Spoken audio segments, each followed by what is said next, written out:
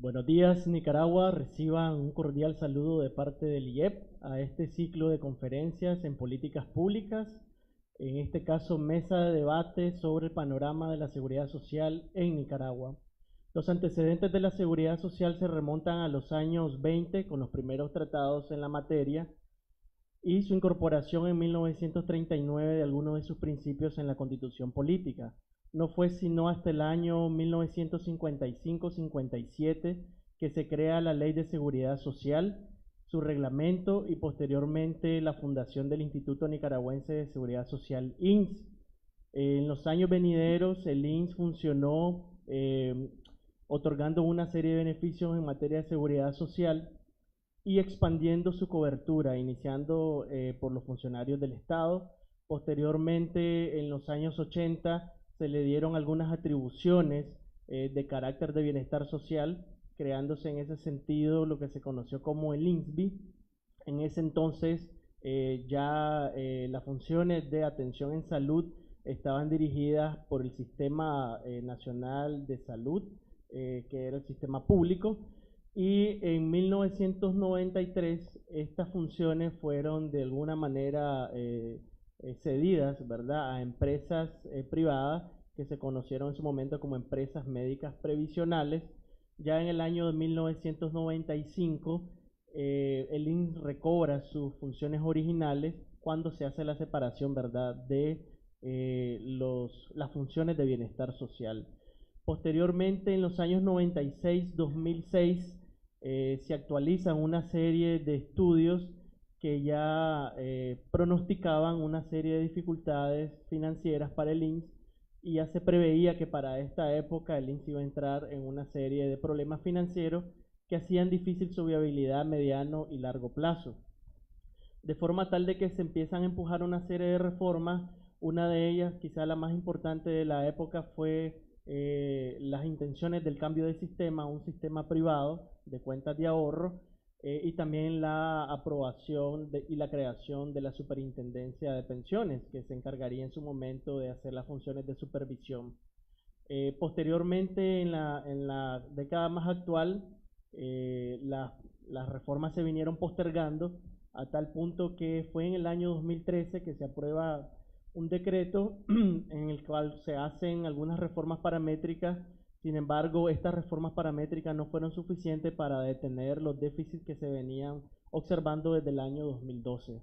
De forma tal de que llegamos al año 2018 con el decreto 03-2018, en el que se aprobaban también una serie de reformas paramétricas de cara a incrementar los ingresos del INS. En la actualidad, el INS, como podemos ver en la siguiente imagen en pantalla, se compone de una estructura de asegurados con el régimen integral, en el cual hay aportes en la actualidad, ¿verdad?, de un 19% por parte de los empleadores y los trabajadores brindando un aporte sobre sus ingresos de salario del 6,25%. También existe el régimen de IBM y riesgo profesional, en el que los empleadores aportan un 13% y el trabajador un 4,25%. Y también está el conocido régimen facultativo, que puede ser integral y también puede haber aportes en el caso de invalidez, vejez y muerte. También en el caso de las pensiones, como podemos ver en la siguiente imagen, tenemos diferentes seguros, ¿verdad?, o las ramas que se le llaman la seguridad social, en el que tenemos invalidez, vejez y muerte, enfermedad y maternidad y riesgos profesionales. Estos son, digamos, los seguros que otorga en la actualidad el Seguro Social. No todos ellos, como vamos a ver en la discusión, presentan déficit, ¿verdad? Entonces, para iniciar el debate, me acompañan tres expertos en seguridad social. Uno de ellos es Manuel Ruiz, el doctor Manuel Ruiz, que tiene amplia experiencia en el sector público, específicamente en temas de seguridad social. Es catedrático universitario, tiene estudios a nivel nacional e internacional en el tema y ha ocupado cargos en el sector público, como ya lo decía, desde 1980 hasta el año 2008. También nos acompaña Donald Sosa. Él es experto en administración pública y él también tiene una amplia experiencia trabajando en el sector público, específicamente en el INS. También ha sido catedrático universitario y en la actualidad se destaca como asesor privado en el tema de seguridad social. También nos acompaña Roger Murillo. Él es matemático de licenciatura en matemática y actuaría. Tiene también amplia experiencia realizando estudios actuariales. Formó parte de los funcionarios que tuvieron en su momento a su cargo la Superintendencia de Pensiones y también se desempeña como consultor privado en el tema. Para iniciar el debate, entonces, vamos a empezar con una pregunta dirigida al doctor Manuel Ruiz. Doctor, la reforma derogada del Decreto Presidencial 03-2018 incluía una serie de medidas para incrementar los ingresos financieros del INSS. En algunos espacios usted ha mencionado que esta reforma estaba destinada a no tener éxito. ¿Cuáles son esas razones?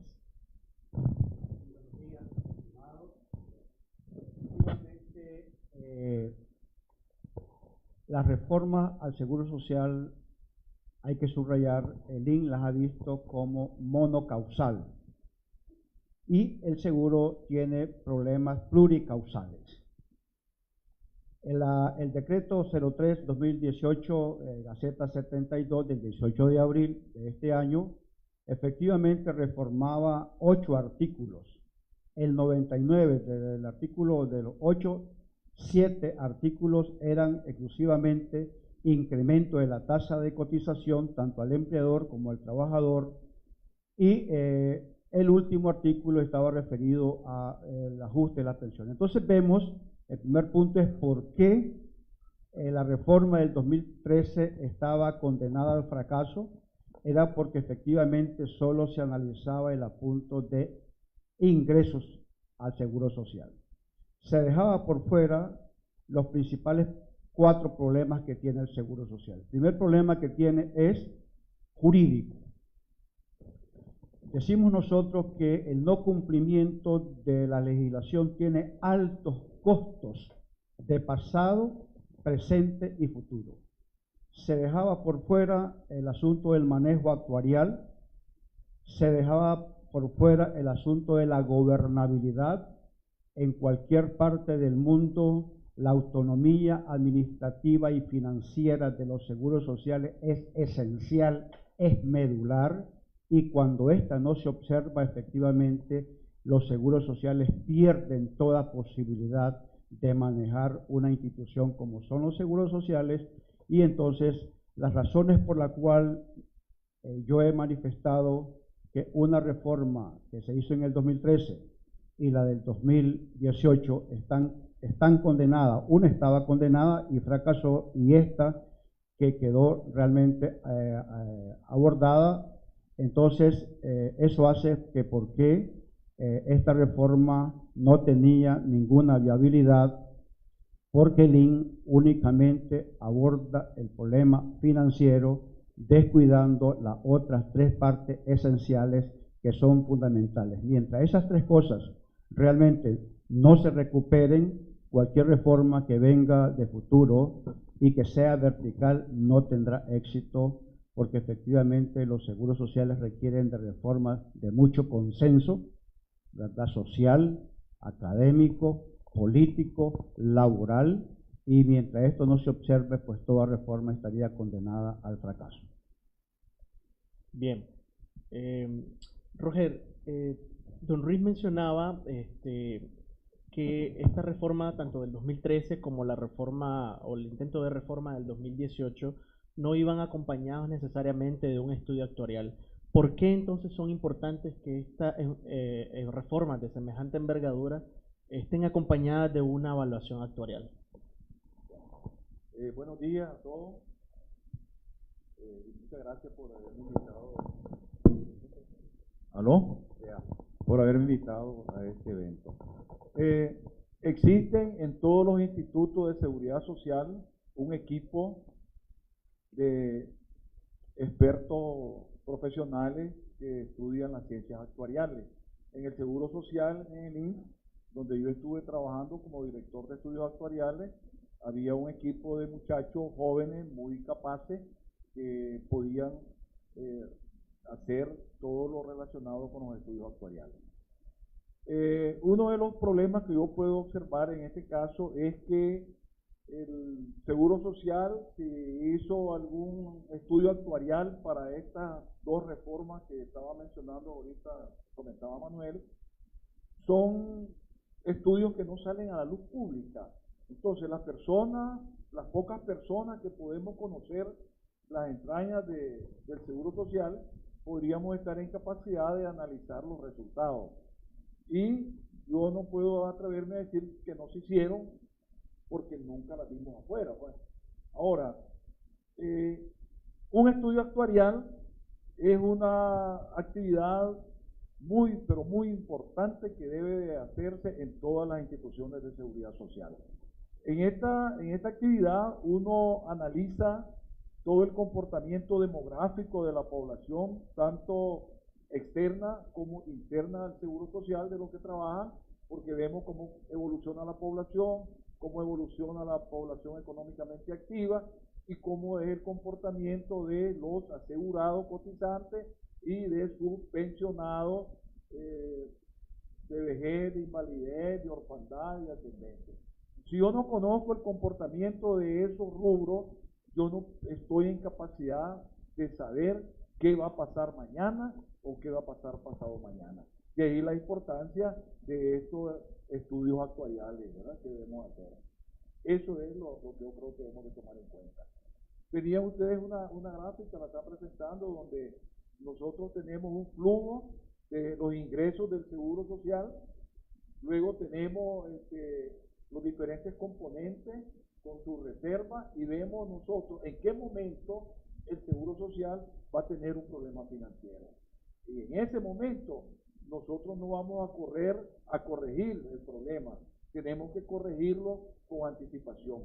Por eso yo le decía a Delmo en una conversación que teníamos que todos necesitamos conocer el horizonte de necesidades. Yo le decía a Delmo que si me podría prestar 1000 córdobas para dárselo el sábado, pero entonces Delmo me dice, yo lo voy a ocupar el viernes, te lo puedo prestar para el viernes.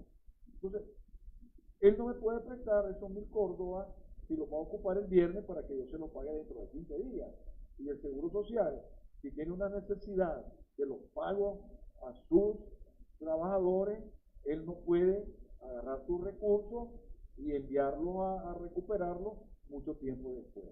Entonces, esas cositas tenemos que ver.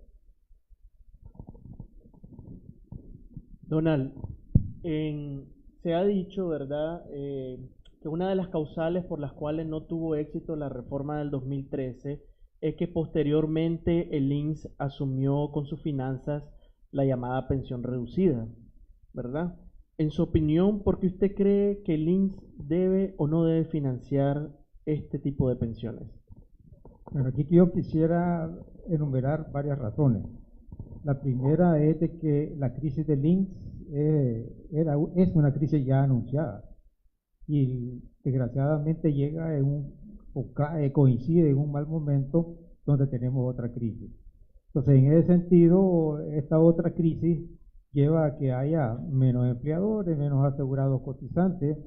Estamos leyendo recientemente 160, 180 mil menos trabajadores, y esos trabajadores van a ser menos contribuyentes. Toda esa contribución va a afectar al INS, sí, porque de eso vive, de las contribuciones de los empleadores, de los asegurados. Y si hay menos ingresos, los egresos se van a disminuir, no necesariamente. Por el contrario, los egresos a las instituciones de seguridad social tienden a aumentar por varias razones. Primero, la población se envejece. Segundo, los empleadores que están buscando.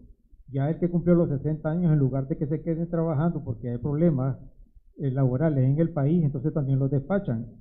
Y las condiciones legales en las que se permite ahora la pensión de invalidez y la pensión reducida están motivando a que la gente no cotice mucho tiempo y la carga para el Seguro Social tiende a aumentar, y por el contrario los ingresos tienden a decrecer. ¿Esto qué implica? La grave crisis que ya tenía el INS se va a ver agravada por lo que está pasando. Y encima de eso, veamos, la reforma del decreto 39-2013 contempló las pensiones reducidas.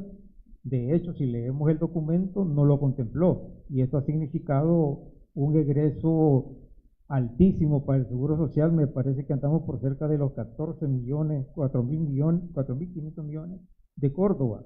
Eso significa de que ha salido todo este dinero de personas no contribuyentes, que son pensiones no contributivas, de los que sí han cumplido con el derecho. Entonces, ¿cómo se resuelven estos problemas?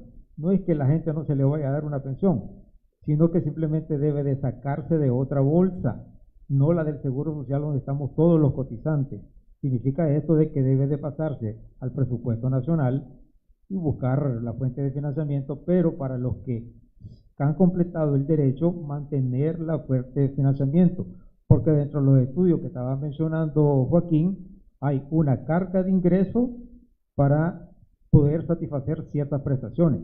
Si se aumentan las prestaciones, necesariamente tiene que haber un aumento en la tasa, y a la hora de las contribuciones son pocos los que estamos en capacidad de poder contribuir, y si no lo revisamos, hay un crecimiento alto de la tasa de cotización que pasó del año 2010 al año 2014, al 18, 17 completamos, se pasó del 5 al 14%, 9%. Entonces esas tasas son muy altas y no ayuda a que el sistema pueda balancearse. Bien, hay otro elemento también que se puede inferir, ¿verdad?, a partir de los anuarios estadísticos y de otros estudios que pueden estar contribuyendo a ampliar los déficits financieros del INSS. Me refiero a las inversiones. Y volviendo con usted, Donald, ¿por qué cree usted que una eventual reforma a la seguridad social en Nicaragua debe de revisar el tema de las políticas de las inversiones del INSS? Bueno, según las últimas cifras andamos por 14.500 millones, 16.000. Entonces, ¿para qué sirven las reservas? Joaquín está en desacuerdo que las reservas se utilicen, pero en este caso pareciera ser que ya las reservas también se están agotando. ¿Y son para eso? Sí. La teoría dice de que se deben de utilizar. Hay una prima que se denomina, en este caso, para el seguro de IBM, que se llama prima escalonada, que es la que se debe estar aplicando. Entonces, ¿qué significa esto? Que se cobra mucho al principio para que esa parte de ese ingreso se quede como reserva y poderse utilizar en la última parte del escalón. Partamos de que se está haciendo bien, pero significa que la tasa fue insuficiente. Cuando hemos pasado del 5 al 14, pareciera ser que los ingresos han sido suficientes. Entonces, si hubo reserva, si existió la reserva, ¿esa fue bien empleada? ¿Qué significa bien empleada? De que debe de seguirse varios principios. Estamos partiendo también de que se conocen los principios y que han sido bien invertidos. Si ese dinero fue bien invertido, como efectivamente pensamos que sí, eso tiene que haber dejado un rédito que debería de estar permitiéndole a la institución su sobrevivencia en momentos que le hace falta el ingreso. Cuando hay déficit, entonces se echa mano de esa reserva, pero debe de tener ciertas condicionalidades. Primero, ¿está disponible? Segundo, ¿ha rendido lo suficiente? Tercero, en este momento en que se necesita la plata, ¿se puede echar mano de ella? Entonces, estamos partiendo de que todo eso sí, pero si lo hemos hecho bien, habría que preguntarse cuál fue la debilidad, dónde fue que se falló, como para poder hacer las correcciones y que el problema no se vuelva a repetir. Siguiendo con ese tema de las inversiones, Roger, ¿qué tipo de inversiones son las que más les conviene desde el punto de vista financiero, ¿verdad?, al INSS realizar para cumplir con esos parámetros que mencionaba Donald? Yo quisiera agregar alguna cosita antes y reforzar lo que decía Donald. En el caso, vamos a ver, según los últimos estudios que nosotros hemos calculado, porque algunos tenemos que hacerlo nosotros y otros conseguimos con lo que publica el INSS, en el año 2012 el Seguro Social tenía alrededor de unos 15.000 millones de Córdoba en reserva. Oigan bien, 15.000 millones. ¿Cómo es posible que si yo tengo en el 2012 15.000 millones de Córdoba, al 2018 ya estamos en crisis, estamos en quiebra? No hubo una previsión de qué hacer en ese momento. La teoría, como decía Donald, dice que la reserva en seguridad social no debería de tocarse nunca, nunca. Pero uno dice, entonces, ¿para qué sirve la reserva? Si no la debería de tocar. Porque se supone que con los estudios actuariales que vamos realizando, yo voy previendo esa brecha que voy a tener en el futuro, voy mejorando las primas, voy mejorando las inversiones, voy mejorando la captación, y entonces no necesito echar mano de la reserva. Cuando yo necesite echar mano de la reserva, lo que tengo que hacer, dice la teoría, use los réditos que está dando la reserva, nada más los intereses. Pero si usted está tomando los intereses, usted tiene problemas serios ya. Si usted, además de tomar los intereses, comienza a agarrar del bolsón, ya quedaste. Tenemos ese problema.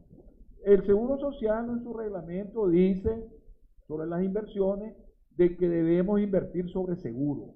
Fíjense bien, sobre seguro.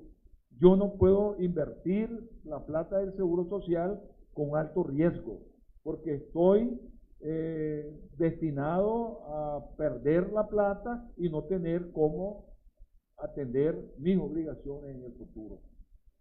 ¿Y qué significa con un riesgo bajísimo? Bueno, pues es preferible comprar certificados de inversiones, meter en el banco, estar manejando la plata y sobre todo gastar lo menos posible. Pero prestarle a una empresa privada para que construya un condominio y que después de construirlo no puede vender la casa y me tiene que regresar la plata con el condominio, yo estoy perdiendo. Y después voy a tener que venderlo yo más barato, pues, para poder recuperar algo, ¿no? Entonces se hacen unos movimientos que no son adecuados. Entonces, el seguro tiene que invertir sus reservas en actividades que tengan el menor riesgo posible. Eso es lo que yo podría decir. Perfecto. El tiempo, Adelante. Quisiera hacer dos comentarios de las inversiones y la pensión reducida. En las inversiones, lo fundamental en los seguros sociales es un marco jurídico fuerte y transparente. En nuestra ley existen 5 artículos, y los voy a mencionar porque es importante por lo que dije al comienzo. Tenemos el artículo 4, el 14, el 16, el 32 y el 87 que abordan el asunto de las inversiones. Si esos 5 articulitos de la ley no se cumplen, los costos de las inversiones realmente caen porque no se están manejando jurídicamente. Por lo tanto, uno le pregunta a la sociedad cómo se están invirtiendo esos 16.000 millones de Córdoba, qué criterios tiene establecido. Entonces se aplica un reglamentito que fue aprobado por el Consejo Directivo y que cuando hay empate el presidente ejecutivo tiene doble voto. Entonces, el primer problema que tenemos no es que no se debe de invertir la reserva técnica se debe de invertir. El asunto está en que no tenemos un marco jurídico fuerte y que éstas se manejan discrecionalmente. El segundo aspecto es con la pensión reducida. Usted hace una pregunta clave. Fíjese usted de que hay 150.000 pensionados de vejez. Y del 2013 que se implementó la pensión reducida al 2017, ya hay 50.000 pensiones reducidas. Eso equivale a 1/3 del total de las pensiones de vejez. Y se están pagando, el año 2017 se pagaron 1.650 millones de Córdoba. Y para este año se espera pagar 1.800 millones de Córdoba. Aquí lo fatal fue que en el 2013 se hizo esa reforma y la tasa de cotización no contempla el financiamiento de esta pensión reducida. En consecuencia, le corresponde al Estado asumirla dentro del presupuesto general de la República, porque de otra manera esto es lo que tiene fatigado y es una de las causas, dentro de las 10 causas, esta es una de las causas que más está golpeando al Seguro Social en materia de déficit del Seguro Social. Muchas gracias. Bien, de hecho, el Fondo Monetario Internacional en su reporte de junio del 2017 ya establecía que en 2019, de continuar las actuales condiciones, el INS entraba prácticamente en insolvencia total y por eso es que presionaba también de una u otra manera para empujar reformas. Con lo ya expuesto por Manuel, Donald y Roger, se podría concluir de que no se le ha dado un abordaje integral al tema. Hay muchas aristas, ¿no?, que se han dejado de un lado y se ha pretendido, por otro lado, también impulsar reformas de carácter para captar mayores ingresos, sin tomar en consideración también el periodo de vida que tiene un sistema de seguridad social. Hay otros elementos, sin embargo, que no me gustaría que quedaran fuera, ¿no?, de la discusión. Uno de ellos tiene que ver con los otros gastos internos que tiene la institución, ¿verdad? En ese sentido, ¿cuáles serían otros gastos que deberían ser revisados sin afectar, sin que esto signifique que afecte las funciones que desempeña el INS? Bueno, tengamos presente que en el caso particular de Nicaragua, que no estamos en Costa Rica ni que estamos en Guatemala, realmente esta requiere de dos etapas. Me voy a referir concretamente a otros gastos. Primeramente, el artículo 10 del reglamento financiero establece que los gastos administrativos deben de ser el 6.50%. En este momento andamos superando el 13%. También el Seguro Social tiene otros gastos que no le corresponden, como es la pensión no contributiva, que aunque es poco, es $1 millón anuales. El IN está asumiendo esas pensiones no contributivas que está por la ley 1141, la ley 331, la ley 726, que le corresponden al Estado, pero lo está asumiendo él. El otro aspecto, digamos, que es también como gasto, pero que efectivamente tiene un problema, digamos, diríamos nosotros, toral, es de que, digamos, en el asunto de los empleadores, digamos, realmente no hay mucha evasión también. De tal manera que yo podría resumir de que el Seguro Social, como estamos diciendo, que la reforma tiene que ser integral, entonces tiene que abordar, por ejemplo, los $500 millones que el Estado le debe al IN y que dice la ley 900 que los va a pagar en 50 años. Todas esas cosas pienso que son dineros que han salido del Seguro Social y que deben de retornar a la mayor brevedad posible para que el IN en esta parte financiera resuelva su problema. De otra manera se estaría postergando y la situación se agravaría cada día más. Y difiere un poco sí con lo del Fondo Monetario. El Fondo Monetario siempre dice hay que hacer reforma, pero el Fondo Monetario quiere que los trabajadores y los empleadores que no hemos participado de la crisis del Seguro Social paguemos los platos rotos. Entonces uno se pregunta, ¿es lícito que los empleadores y trabajadores asumamos costos donde no hemos participado de esa crisis? Pienso que no. Entonces le corresponde entonces al IN y al Estado asumir antes de cualquier reforma algunos compromisos para sentar las bases para una futura reforma. Bien.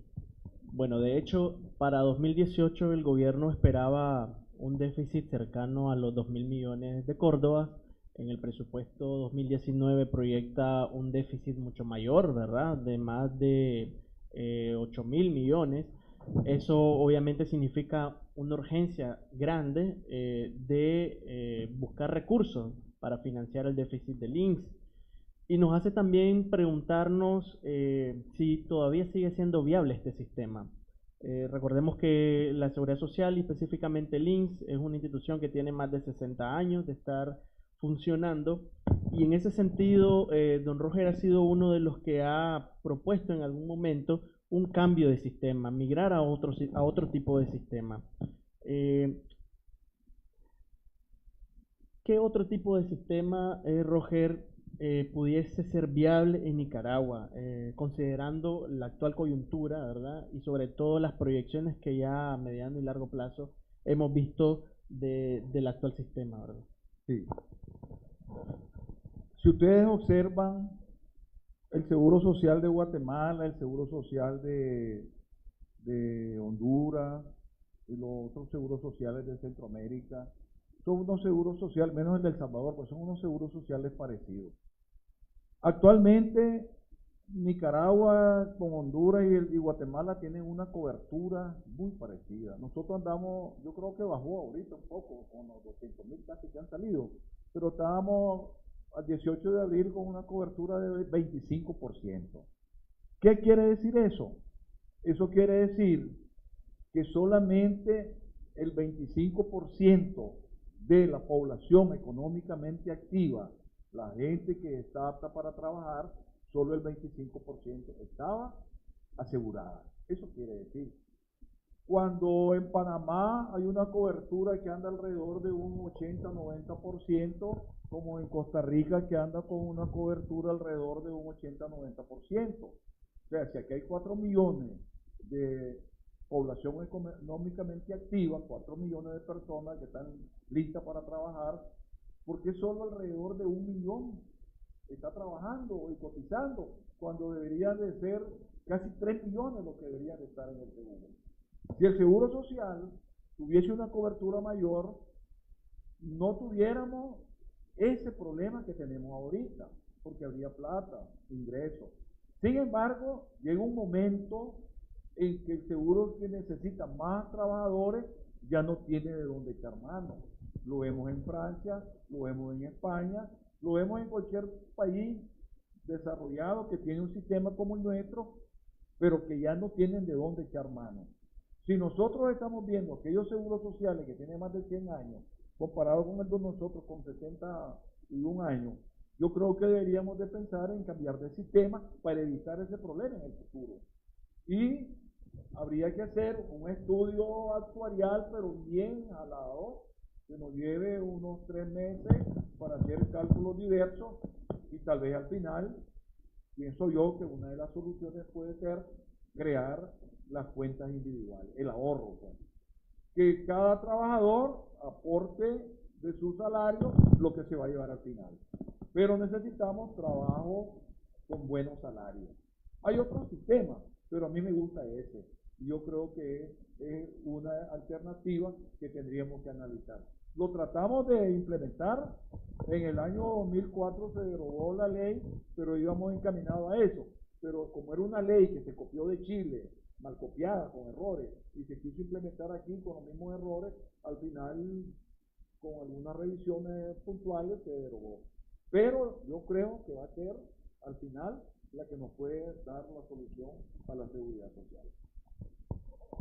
Bien.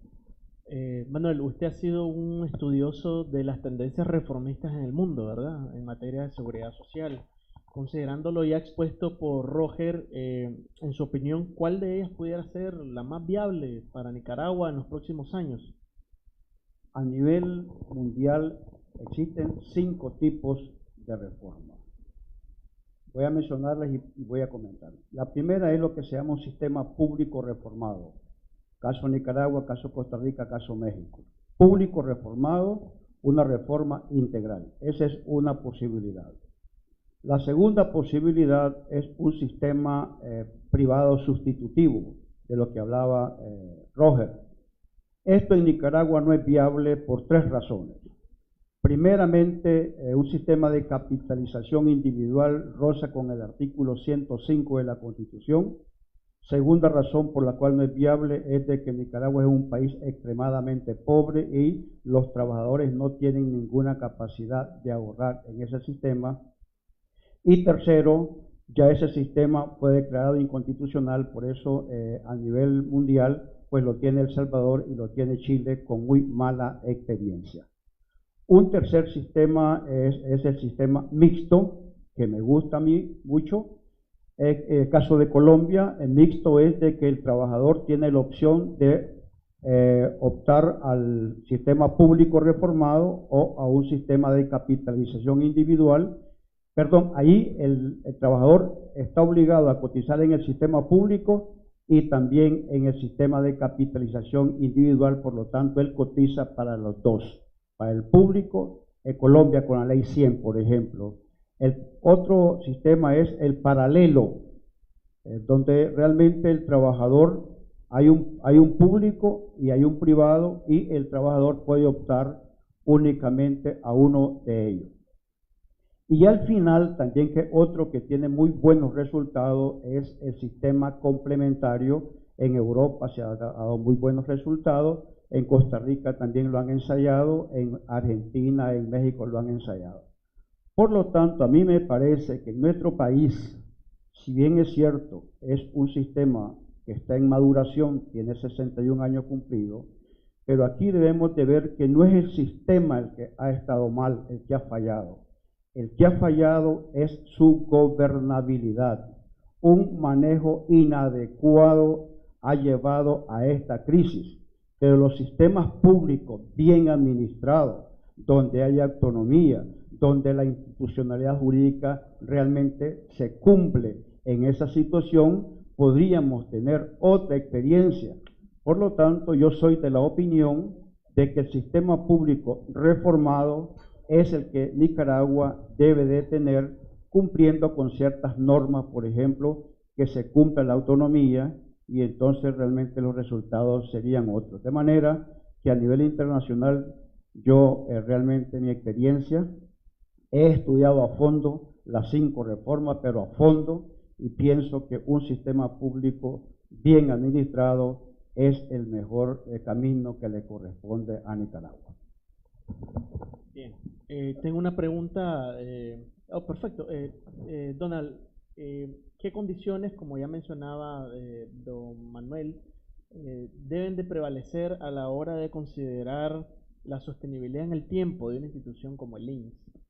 Pero quisiera agregar un poco a lo que estaba comentando Manuel. En la reforma del 39-2013 no se contempló en el decreto propiamente dicho la cotización individual.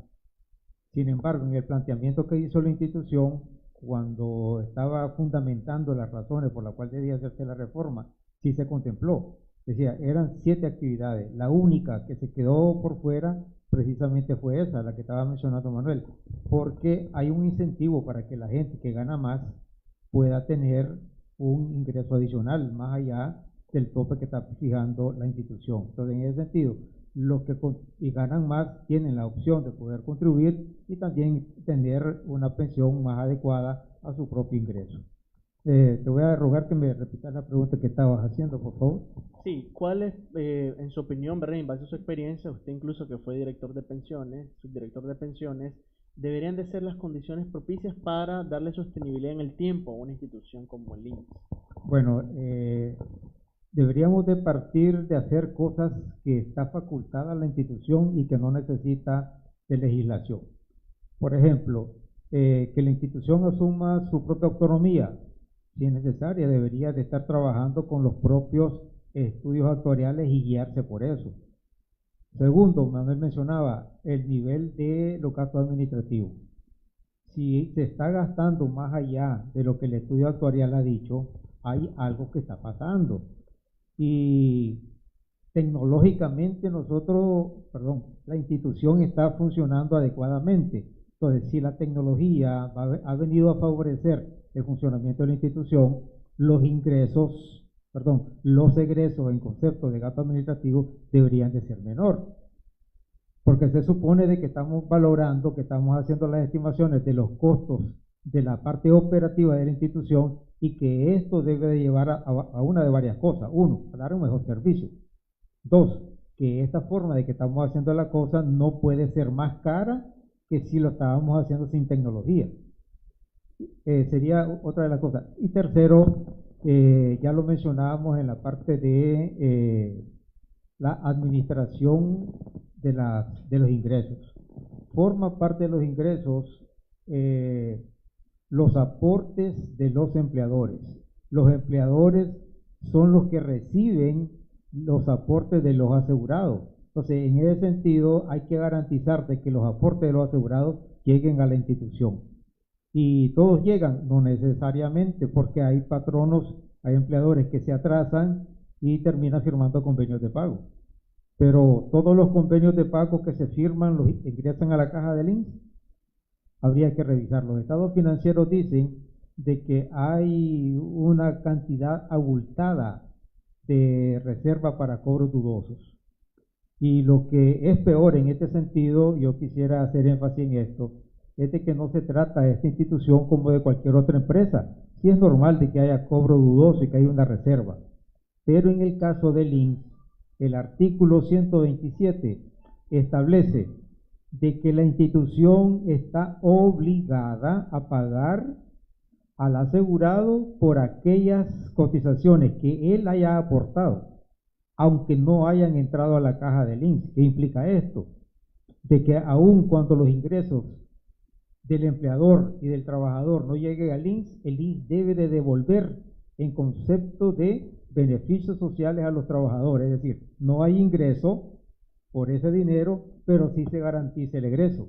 Ese es un doble golpe para la institución. Entonces, en ese sentido, hay cosas que se pueden hacer y pienso de que ahí en esos puntos focales habría que ponerle mucha mente en tanto no se llegue a una reforma de fondo. Porque decía, la tasa de cotización, si revisamos del año 2010, de abril de 2010 para acá, se ha toqueteado constantemente y ha venido subiendo y subiendo y subiendo, y el escalón entre el 2010 y el 2017, que es el último subida a la tasa, solo estamos hablando de 17 años. Entonces, en ese sentido, no se están cumpliendo con los preceptos que se dice de que debe de ser. Subir la tasa es correcto, pero por escalones más o menos largos. Pero pareciera ser de que en ese sentido nos hemos enfocado en todas las administraciones que han habido del 10 para acá en dirigirnos exactamente tal vez a lo más fácil, que son las tasas de cotización. Bien. Sí, está bien, adelante. Voy a reforzar un poquito la pregunta tuya.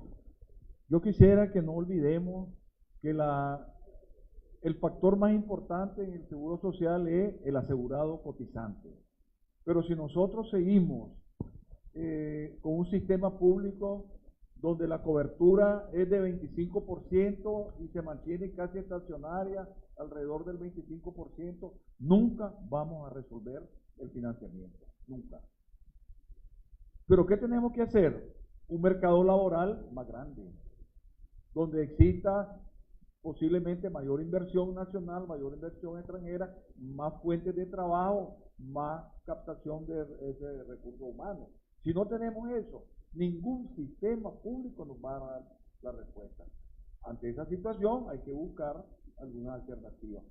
Es cierto, cuando Manuel decía que los problemas de El Salvador y Chile se dan porque en la ley decía que había que ahorrar el 10% nada más. Pero yo he hecho cálculos financieros y actuariales con un 18% de ahorro y la persona recibe una pensión mayor o igual a la que recibiría en el sistema público. Yo creo que hay que revisar eso. Bien. No quiero dejar por fuera algunas preguntas y van a ser abiertas, ¿verdad? A quien quiera responderlas. En primer lugar, está el factor o un foco de atención es el tema de los servicios de salud, ¿verdad? Que eso me parece que es algo importante para la población. En relación a esto, ¿cuáles, en su opinión, serían los temas, digamos, en relación al tema de salud que deberían de abordarse para una futura reforma? Y lo otro también, el tema del envejecimiento de la población. Aquí se ha dicho reiteradas veces que esto es un tema que no se le ha prestado mucha consideración y que trae consigo un mayor costo precisamente del tema de la atención en salud por el llamado tema transición epidemiológica, es decir, en el que las enfermedades que va padeciendo la población son cada vez más complejas y más costosas de atender. Y finalmente, para ampliar esta etapa de la conversación, ¿cuáles serían las recomendaciones de corto y mediano plazo que ustedes pudieran dar y qué esperaríamos para el año 2019? Voy a abordar el asunto de la salud. En febrero de 1957, que se implementó el Seguro Social, se optó por un sistema de salud, digamos, curativo. Costa Rica optó por el método preventivo. A la luz de la modernidad encontramos que debe haber todo seguro de enfermedad y maternidad debe de contemplar la promoción, la prevención, la curación y la rehabilitación y el principio de progresividad, es decir, ir mejorando. En el caso nuestro estamos estancados, no hemos podido salir de la decisión de 1957 y continuamos siendo uno de los países que solo curamos. No hay una prevención dirigida a que la mujer realmente no tenga el cáncer cervicuterino, que no tenga el cáncer de mama, que el hombre no tenga el cáncer, sino que llegamos cuando ya la enfermedad está en su etapa final, porque estas empresas médicas previsionales, efectivamente, no son ellas las ilegales. Es decir, ese sistema que tenemos nosotros realmente carece de un fundamento jurídico. Desde noviembre de 1993, el INS todo lo está manejando de manera discrecional. En este momento, los asegurados activos y los pensionados no tenemos un marco que nos diga cuáles son nuestros derechos y cuáles son sus obligaciones. Entonces, a mí me parece que en el seguro de enfermedad y maternidad, que tiene una tasa alta, 8.50, pienso que realmente deberíamos de cambiar el modelo, un modelo que sea efectivamente más preventivo que curativo, porque es más barato prevenir que curar. Segundo, la promoción debe ser también importante. Entonces, me parece a mí pues de que de futuro en una reforma se debe abordar los ejemplos que tiene México, o que tiene Cuba, o que tiene Costa Rica, etcétera, realmente de modernizarnos efectivamente. En cuanto al envejecimiento, me voy a referir por ahora, ese es un problema que sí hay que tenerlo en la mesa, pero por ahora el 100% de los asegurados, el 35% son menores, son jóvenes de 35 años. Pienso que ese problema ahorita anda como el 6%, 8% de la población total con relación a la población total. Pienso que sí debe de tenerse para, digamos, una segunda etapa, abordar el envejecimiento, que sí efectivamente va a ser un problema para el Seguro Social, pero no ahorita ni dentro de 10 años.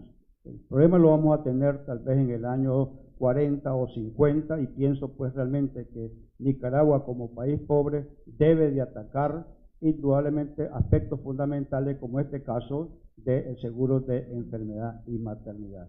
No subiendo la tasa de cotización, porque pienso, y mantener el sistema de reparto simple. Cuando digo que hay que mantener el sistema de reparto simple, me estoy refiriendo a lo que el Fondo Monetario le angustia.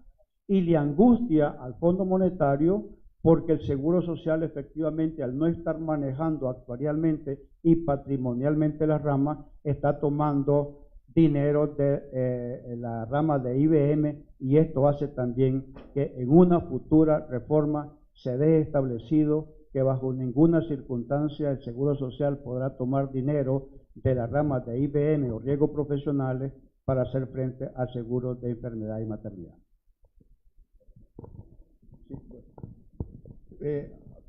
Ese tema que tocó ahorita Adelmo con una pregunta y que Manuela abordó muy bien, yo quisiera agregar algo que es bien importante. En los últimos años, el Seguro Social ha venido teniendo una reserva a costa de enfermedad maternidad. ¿Por qué? Al pagar un per cápita que han establecido tal vez de alguna manera no correcta, el sobrante del dinero de ese pago lo iban tirando a la reserva. Cuando la ley del Seguro Social y su estado financiero dicen que para financiar enfermedad y maternidad tiene que ser a través de todo lo que recibo, debo de gastarlo. Se llama la prima, ¿verdad?, de reparto simple. O sea, todo lo que yo recoja lo debo de pagar y dejarme una reserva contingente para el año siguiente, pues.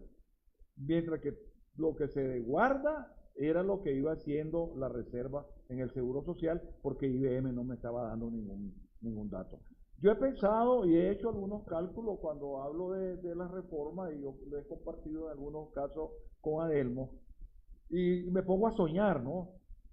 Si el gobierno o los próximos gobiernos de Nicaragua fueran un poco más responsables y mejoraran la salud a nivel nacional, la salud de todos los nicaragüenses, el Seguro Social no necesitaría cobrar tanto, ese 8,5 para enfermedad y maternidad de sus trabajadores. Entonces, eso ayudaría a orientarlo más hacia las pensiones que hacia la parte de salud. Si tuviéramos nosotros un sistema de salud global, mucho mejor. Eso quería comentar. Sí, yo solamente quisiera agregar de que administrar en crisis es verdaderamente administrar. Ahora, este es el momento en el que hay que hilar, pero hilar fino. Sí, de que administrar, saber administrar no es administrar en bonanza, porque tenemos plata y podemos hacer la planificación y podemos sentirnos eventualmente sentados en un volcán de dinero. Eso puede ser.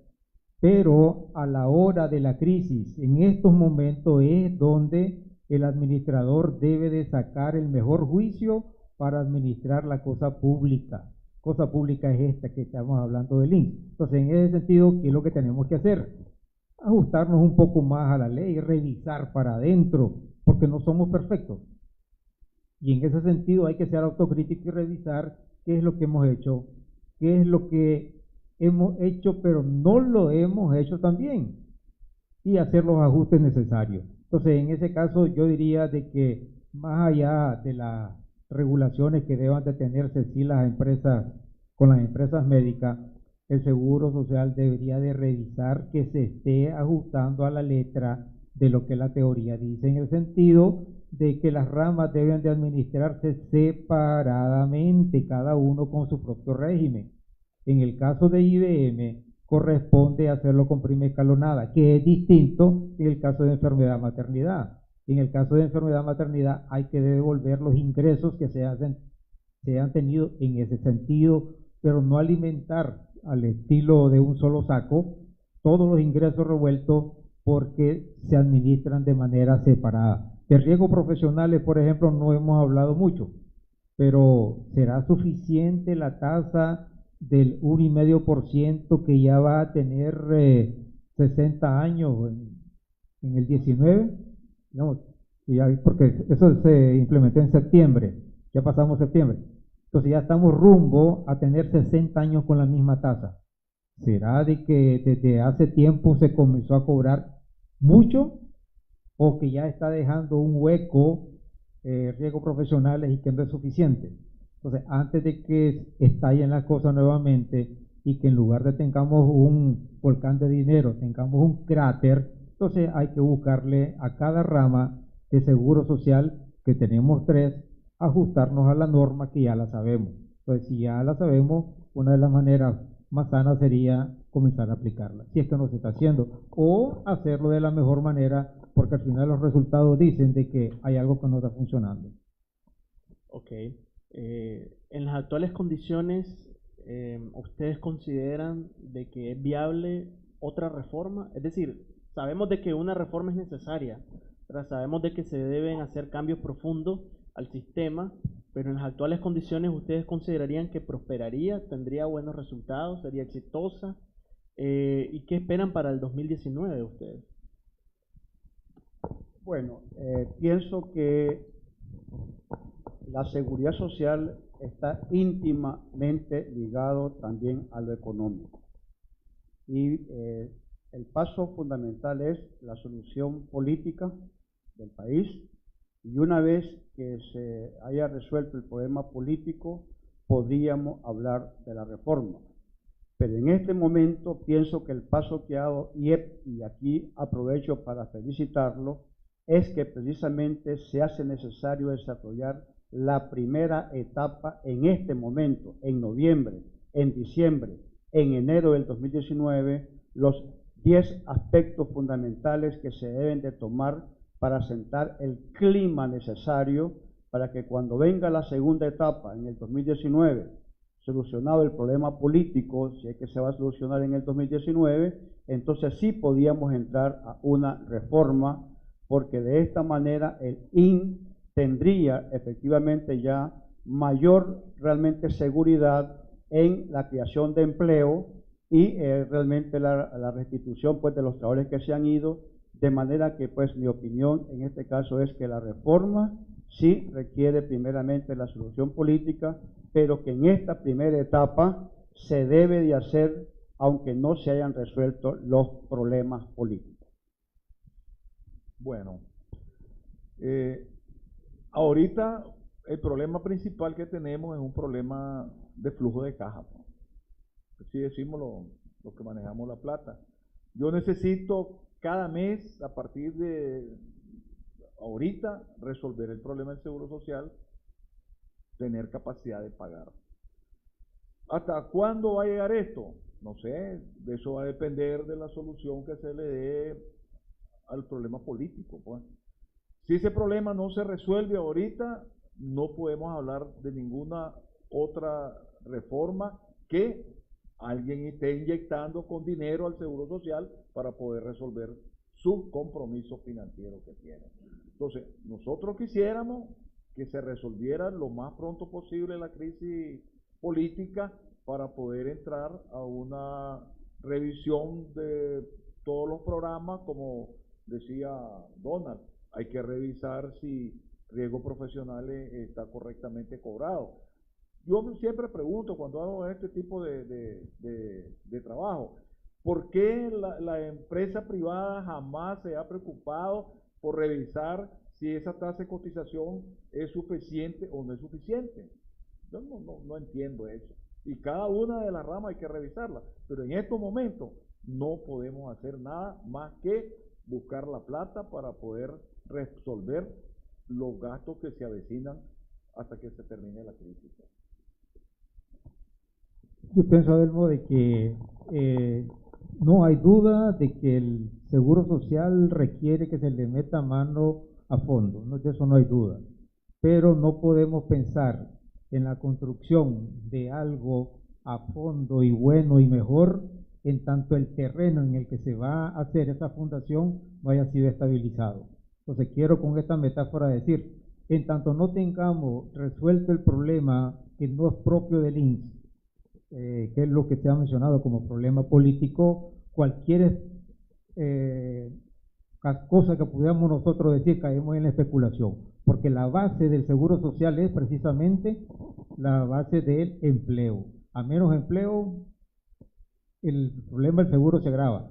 A mayor, si hay estabilidad y volvemos a los índices que teníamos y necesitamos un crecimiento superior, como lo ha mencionado Murillo, entonces en ese sentido el futuro del INSS será mejor. Que si ese futuro tiene que ser administrado de una manera distinta, de eso estamos también seguros, porque hay que hacer mejoras para no estar cayendo frecuentemente en estas crisis. Ok, a lo largo de la discusión se hablaba un tema de gobernabilidad y se hablaba de un tema de autonomía, ¿verdad? No dudamos de que al interior de la institución hay profesionales capaces, ¿verdad?, para hacer un buen trabajo y empujar evidentemente una serie de cambios. En ese sentido, ¿qué creen ustedes que ha sucedido a lo largo, no necesariamente de la actual administración, sino a lo largo de todos estos años, que han impedido de que reformas a profundidad se realicen y que le den más viabilidad al sistema, pues, a largo plazo? A ver, me parece que Einstein decía, si hacemos la cosa de la misma manera siempre, ¿cuál es el resultado que vamos a tener? El mismo de siempre. Entonces, si es correcto lo que decís, no hablamos de gobiernos. Este problema del Seguro Social viene desde hace rato, pero como no le damos la seriedad del caso, sino que le ponemos parches y resolvemos el problema de momento, entonces se lo dejamos para que el que venga le caiga el muerto. Y entonces pasa así como hacemos el chiste, si el que viene atrás paga, el que viene atrás paga, pero si pagamos nosotros, ¿y quiénes somos nosotros? Los asegurados. Entonces, en ese sentido, ni es justo de que la tasa de cotización siga subiendo indefinidamente y que los que vayan saliendo como pensionados vayan a seguir recibiendo indefinidamente cada vez menos. Y eso que estoy diciendo es algo, una especulación. No, es lo que ha ocurrido. La tasa ha venido subiendo constantemente y las reformas han venido bajando las tasas de reemplazo constantemente. Entonces, cada vez se aporta más y se va a recibir menos. Entonces, como que eso no hace clic. Esas son de las cosas que pienso que sí se deben de revisar y que no podemos esperar más tiempo, independientemente de los gobiernos, ¿verdad? Porque este seguro es un seguro social de los trabajadores. Cuando uno se va a afiliar no le preguntan, ¿y de qué religión es usted? ¿Y es hombre o es mujer? ¿De qué partido es? No. Simplemente el seguro es obligatorio, trabaja, tiene relación de trabajo, sí debe de cotizar, se acabó.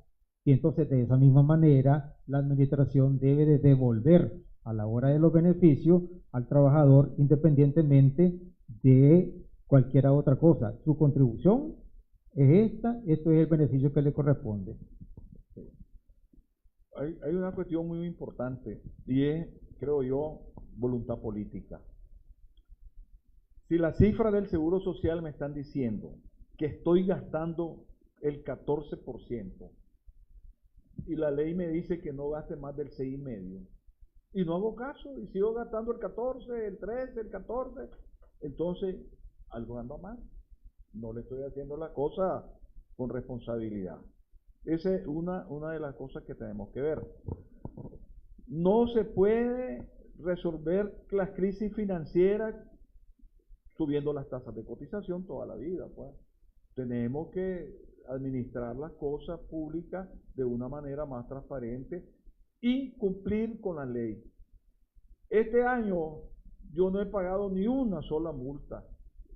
Giro bien a la derecha, giro bien a la izquierda, no me tiro el semáforo en amarillo, trato de, hasta lo veo en verde y hasta me voy deteniendo por si acaso, pues. Eso es lo que tenemos que hacer, pues, ir cumpliendo con todas las normas que nos exige la vida, pero en el seguro necesitamos voluntad política para ir resolviendo las cosas. Creo yo que sí. 4 cositas.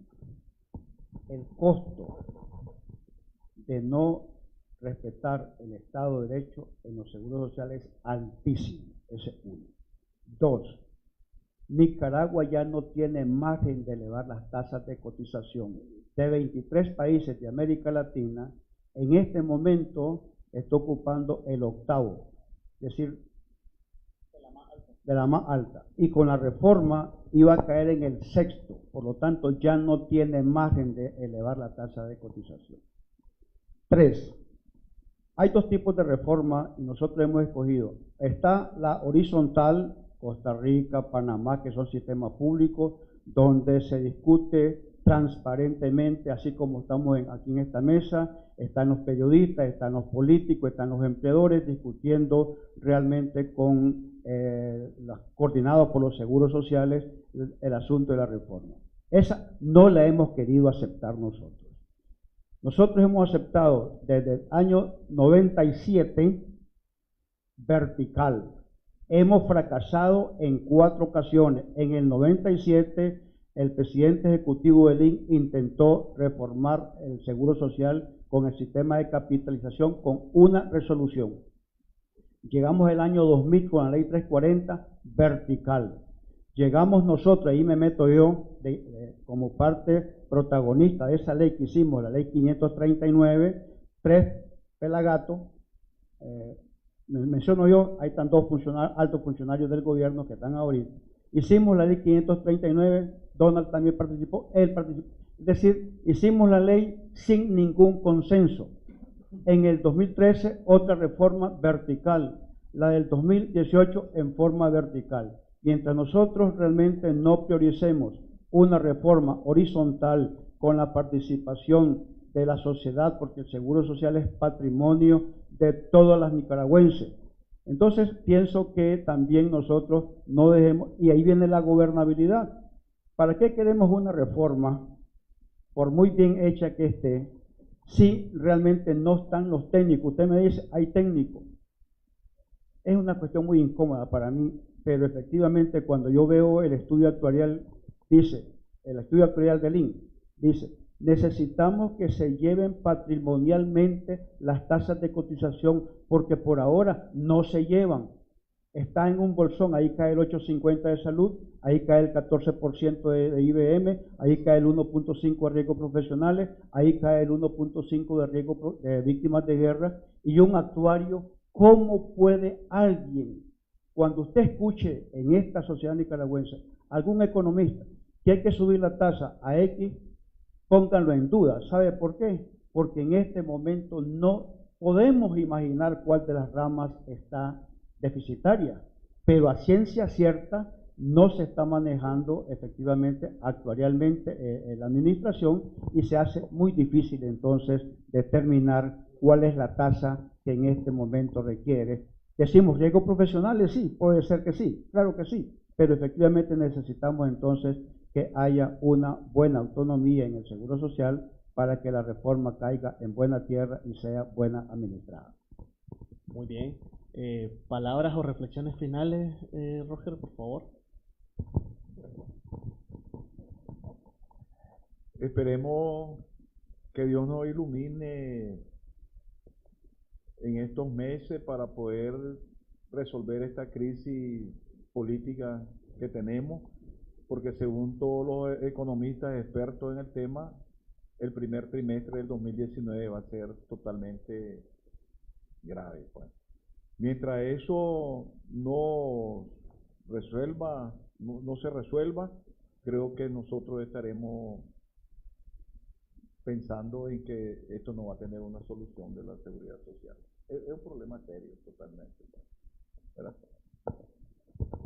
Donald, sus palabras finales. Yo tendría muy poco que agregar, pero pensando en muy alto, que salve Nicaragua si esta cuestión no tiene solución pronto, porque la población afectada con una decisión que se pueda mal tomar en el INSS va a ser muy grave o más grave de lo que ya lo tenemos hasta ahora. Más de 100.000 pensionados, eso no nos salimos hasta que nos morimos. Y esa es una característica propia de los seguros. El que entra a la planilla del INSS no sale. Y si sale es que se muere. Y todavía no termina ahí, porque de la pensión de ese pensionado que se murió todavía hay una responsabilidad para con los hijos o para con la mujer de este pensionado, y que las mujeres viven más que los hombres, así que esa carga todavía continúa. Y si esa cosa tiene problema en su administración, el problema del país será más grave que Murillo decía que él está soñando. Yo no quisiera siquiera soñar en eso, con eso, porque significaría una pesadilla. Primeramente, esta situación debemos de ponerla en las manos de nuestro Señor Jesucristo para que nos ilumine a todos a resolver la situación. Ese es uno. Dos, el Seguro Social tiene una cobertura de asegurados, pensionados, cesantes, etcétera, de 2 millones de personas. Por lo tanto, tenemos una responsabilidad con esos 2 millones de personas que están directamente vinculadas con el Seguro Social. No es que van a estar, ya están vinculadas, y el INSS necesita para operar anualmente 850 millones de dólares anuales.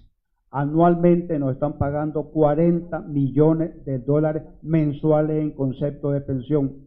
Ahorita en diciembre nos van a pagar 80 millones de dólares, incluyendo el aguinaldo. Por lo tanto, como tercer punto, yo quisiera sugerir de que sea pues el IEP, Adelmo, yo te felicito porque debemos de desarrollar la cultura de estos debates abiertos, públicos, sin temor a que si Roger dice que le gusta el de capitalización individual y yo digo que eso no es viable en Nicaragua, pero eso es precisamente buscando la verdad, que entre todos podemos realmente encontrar el camino para mejorar nuestro seguro social, porque es un patrimonio de todos. Por lo tanto, yo termino diciéndole, vamos adelante, ustedes los de organismos, inviten a otros amigos, a otros economistas, no solamente a nosotros, a otros, para que entre todos podamos realmente opinar y efectivamente crear la cultura de la reforma horizontal y no vertical, para que esta reforma goce de legitimidad, goce de confianza y efectivamente tengamos un mejor seguro social que Nicaragua tanto lo necesita. Muchas gracias. Muchas gracias, Manuel, Donald, Roger. En nombre del IEP, queremos agradecerles a todos ustedes por su presencia en el Facebook Live y queremos también invitarlos al siguiente, que va a ser el próximo jueves, con el tema de prevención de la violencia hacia las mujeres. Muchas gracias.